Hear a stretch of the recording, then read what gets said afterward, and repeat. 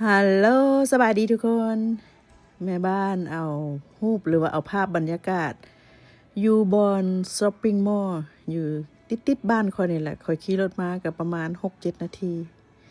มื้อนี้ก็เป็นวันอาทิตย์แต่ว่าคอยก็บ่ฮู้ว่าเกิดอีหยังขึ้นพิลึกพิโลอยู่ในมอลล์นะพี่น้องเห็นบ่มีฮอดคนสิย่างสิมาช้อปปิ้งหั่นนะเฮ็ดจังซี่มันก็ พ่อค้าแม่ค้าก็สิไปรอดอยู่บ่นี่นะมึงนะเห็นด้ามคนด้ามอย่างนี้ซื่อๆพิลึกพิโลที่จริงแล้วอันอยู่แถวบ้านคอยนะม้อยแถวบ้านคอยปกติก็ที่ผ่านมาเนาะปีกายหรือว่าปีก่อนนี่หยังก็แล้วแต่วันเสาร์วันอาทิตย์คนก็จะหลายเนาะจะเห็นคนหลายแต่ว่ามื้อนี้ก็แปลกดีนะก็บ่เห็น เบิ่งดูแต่ละห้างแต่ละนั่นก็บ่เห็นคนมาซื้อมานั่นเห็นคนยางแบบว่ามะยอมมะแยม2 3 4 5คนแบบนี้นะ